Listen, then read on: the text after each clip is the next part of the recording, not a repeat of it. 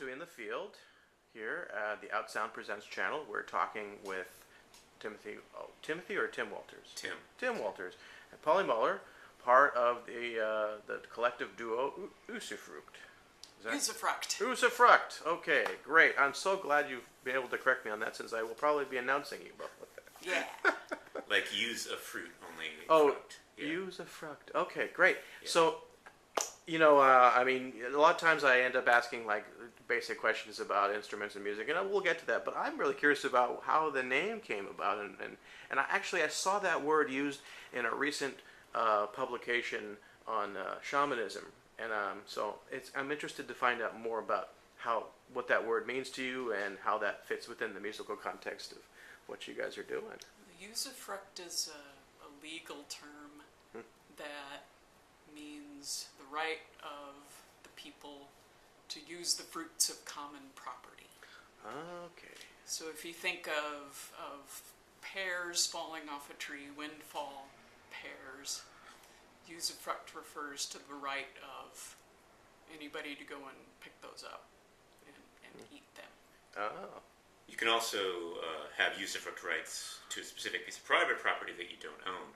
Right. You don't have any other rights in it.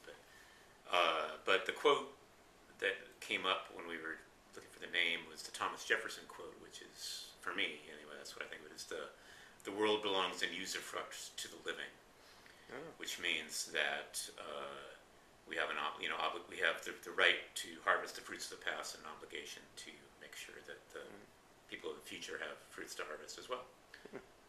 Is that too highfalutin for what we're doing? So that is the name kind of provides the context for us harvesting found texts and musical materials in the public domain. Okay. And right. Deconstructing and reassembling them into something new.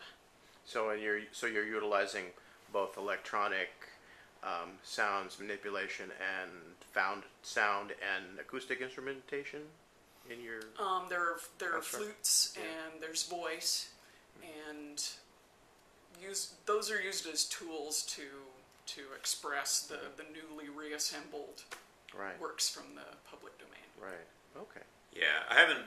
There isn't that much actual audio from the public domain that I massage. There isn't really that much audio in the public domain. There is some, but it's more about mostly about the texts and occasionally sheet music that then gets rejiggered, and I sample her live and process her live.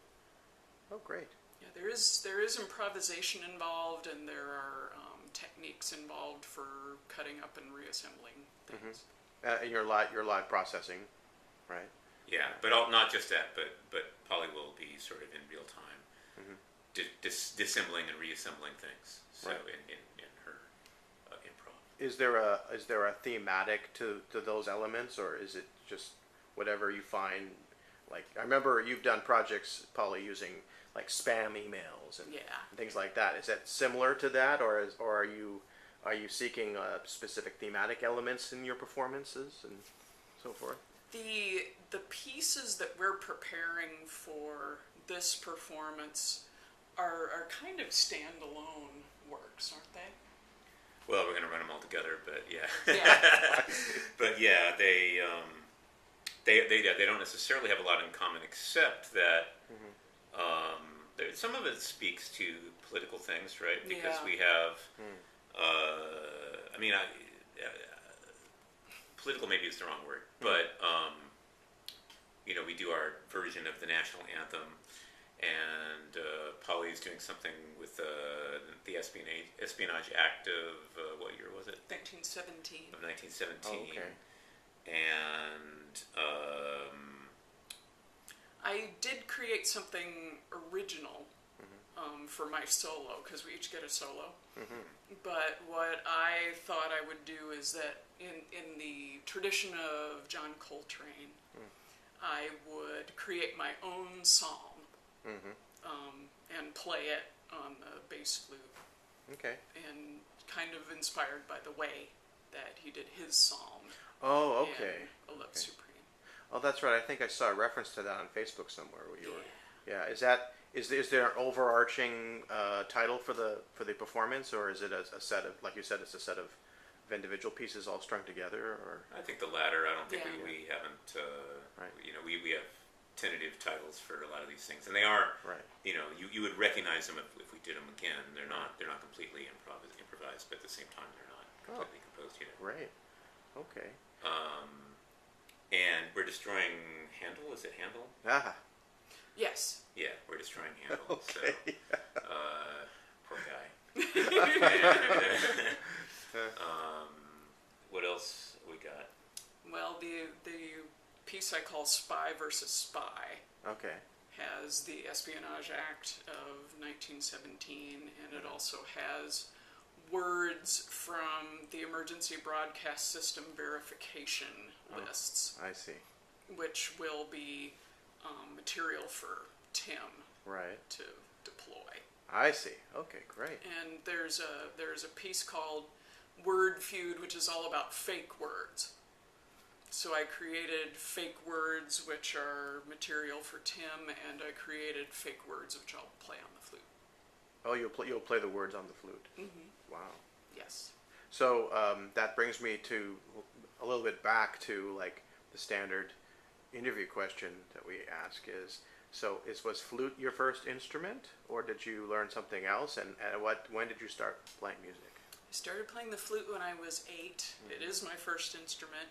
It was something I chose as a second choice because I really wanted to play violin. Oh. But there was no strings program at my elementary school. So Right. Did you come from a family of musicians at all, or is it something? I did. My mom is still a professional piano player. Oh, okay. And there are a bunch of artists in my family. I've got 2 brothers who are actors. Okay. Great. All right. And how about you, Tim? A little bit more haphazard. I didn't really play any instruments till I was out of high school. Bought a synthesizer, as one does, when I was 19. Right. Quickly found out that you couldn't get those Perubu sounds out of it. Didn't have the right architecture, and I've been sort of trying to rectify that problem ever since. So the more I get into the computer music thing, there's never one. A lot of people do great stuff with analog, but I always find that there's one knob missing that I don't have, and so with computer music I can add it, and so I end up really preferring the freedom of that. Not to mention the portability and the lesser expense; those are both good things. Sure. But I also played early music in college. Yeah. And, Early music, like recorder, early classical music? on recorder, yeah. Oh, okay. And Renaissance and medieval music. Oh, And, all right. and I play rock and Constance Fly, play bass and Right. stuff. So it's more haphazard Yeah. than Polly's rigorous training. My parents are folk musicians. Okay. They're in the Auto Harp Hall of Fame. So Really? yeah. Oh. So it was I grew up with a lot of that. My dad plays anything with strings, and my mom plays bass and auto harp. And and there was always that going on. I didn't really listen to So you it. pretty much just from the start grew up with music in the house? Yeah, absolutely. Yeah. It was. Me too. Right, okay. I just didn't take it up at an early age because I think it was. I was one of those kids who I couldn't sound like the record in 5 minutes, and I just gave up. So. Oh, yeah. Yeah, that's hard when you're a kid. When you grab your instrument and you think you're going to sound like the record and you don't. It's tough. A tough Right. hurdle to get over. You have to give yourself permission to understand that that's not how it works. But Well, sometimes it takes time. yeah. Yeah. Well, I mean, I think for everybody it takes time. I hope. If there anybody who actually sounds like good in 5 minutes, I'm going to have to hunt them down. I don't think there is anybody. They just, Right. The kids who were good at guitar just were the ones who locked themselves in their room for hours at a time. Yeah, exactly. Wow. Okay. And can you talk a little bit about your influences? Like what is real? Like you mentioned Coltrane, Polly, but I'm just curious about what your musical influences are. What was there a pivotal moment in time that you found like, oh, I really want to play improvisation?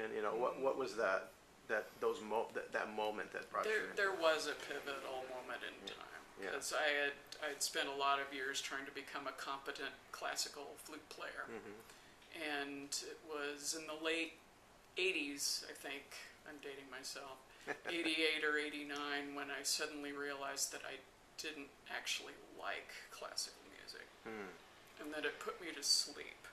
And you know, in my late teens, you know, this seemed like a huge deal. This seemed like Greek tragedy. That oh no, I actually spent all those years trying to become the wrong thing. But what is it that I want to become? So, you know, existential crisis. Sure. And at San Francisco State University, where I was going to school for my flute performance undergrad, one of the recitals that happened in Knuth Hall was a pianist whose name escapes me, but he was playing George Crumb's Macrocosmos. And I went in there with all my fellow students, and I sat there and I was transfixed with wonder and terror and what is this music and how can I learn to play it? Right. And there weren't really new music specialists on the faculty.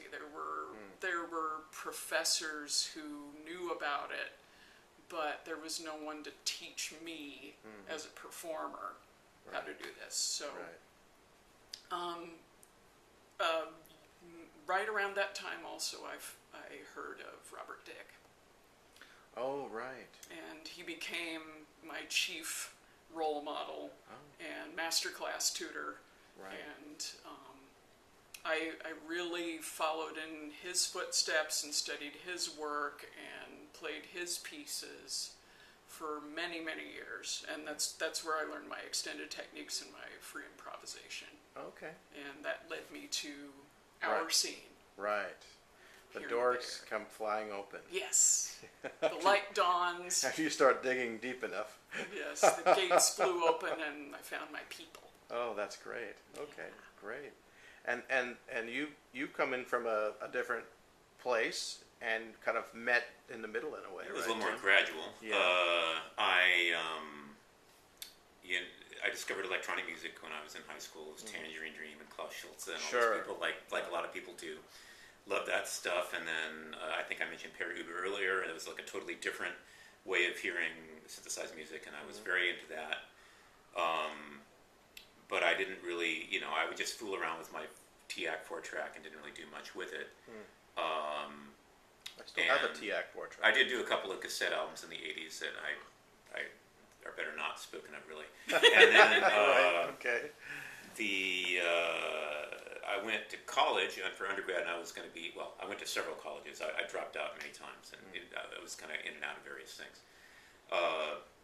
But I decided I wanted to do computer science, and I did that. But I was overlooking at the electronic music courses where they had them there, and I went to my advisor and said, "Oh, well, those are 500 level courses. You can make that your concentration." I'm like, "Well, that sounds like a good idea." So I did that, and I realized this is more and more. This is really what I wanted to do. Is this relatively serious? I was introduced to all of the repertoire of the classics of academic electronic music, Stockhausen and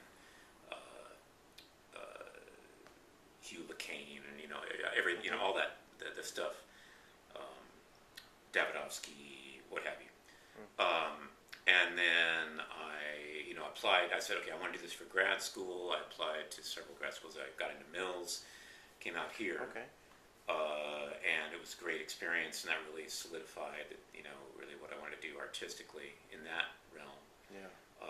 2 years of really concentrated study and really, distilling it down. I still can't resist doing a little bit of everything, but when it comes to electronic music, that really was the solidifying thing. And then later I discovered Super Collider, and that was, for the tool. I realized that was the tool I wanted to use, and I haven't, I don't really look back there.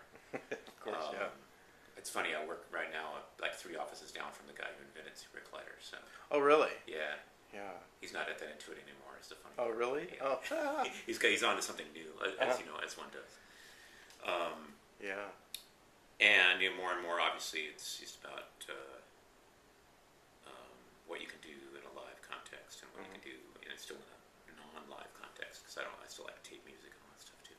Okay. Are you Are you developing your own programming to do your live processing, or are you using various components and plugins, or how are you? Because everyone has a different approach. Yeah, so Super Collider is a programming language for audio, so it's the very, it supplies you with the really, really basic stuff, oscillators, filters, things like that. It doesn't correspond to like a commercial plug-in product. You really you have to build it up from close to the bottom up, and that's what I do since so you're using a Super Collider currently. It's all Super Collider. I don't use hardly anything else anymore. I mean, not for a long time because it's just so much.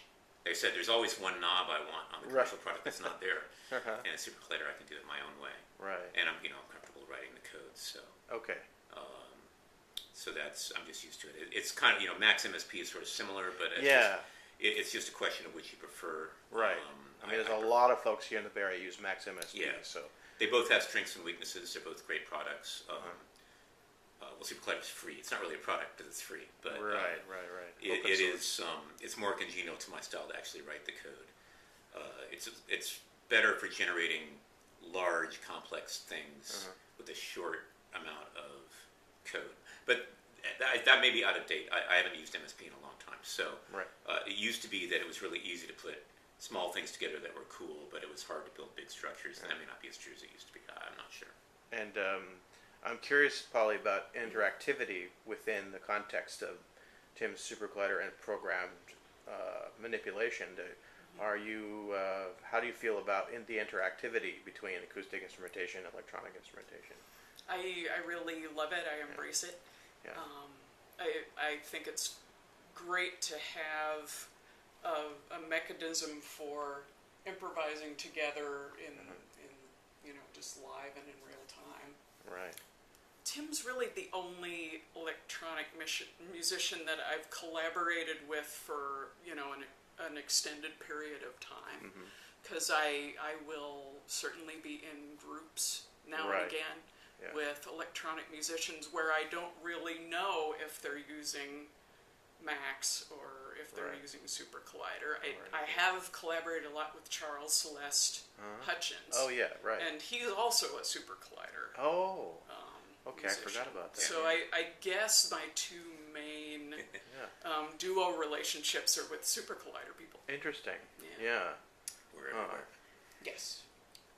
Yeah. And then so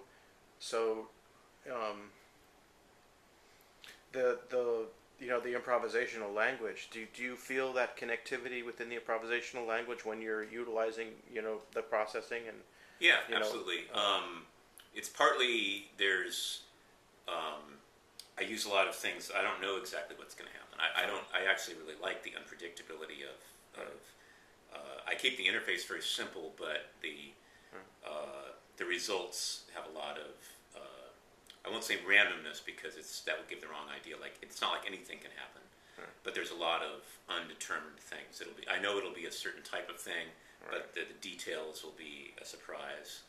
And then I'm a little bit like a conductor. It's like, oh, no, that's not really the right thing. Let's stop that. Or that's great. Let's let that go for a while. But I do have pretty, like a conductor. I have good control over starting and stopping and being together with Polly, so we can keep that aspect of the ensemble very much together. And then again with my processing of her, that is very direct and interactive. She now has some idea of what it means, what works well with certain processes, and what kind of input works best with certain things. And but without tying anything down to like a score. Right. Are you utilizing score-like elements though? Because I remember you said not all of it's improvised. I mean, how are you integrating that? Yeah, a lot of the source material for me right now is written down, but I'm not doing it verbatim from the score. I am doing different parts of it and maneuvering up here, and the handle music. It is there in front of me, but I am not playing it the same way every time. Okay. It's getting deconstructed a different way every time. Okay. And that's the only thing that's actual sheet music, right? At the current time. Yeah. So. Right. Like, your psalm is not, you're still interpreting the words, and Yes. so we don't really have a score in that sense. No. Okay. But we do have, okay, we're going to start with a couple minutes of this, and then we're going to do that. It's Right. like that kind of thing. Okay, so it's more like a comprovisation then. Yes. Sense. Yeah, I would say so. Yeah, and it's okay, it's about time for you to start doing that. That kind of thing. But it's Right. not. Definitely not Okay. to the minute level. Very cool. Yeah. Great. You couldn't. It would be a totally different thing because I would have to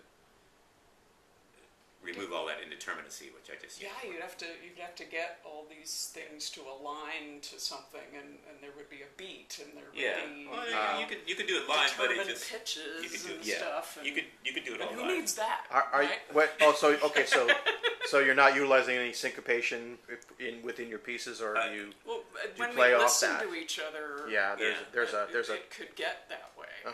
Yeah, I don't have any. I don't have any programmed rhythms or anything like that. Right.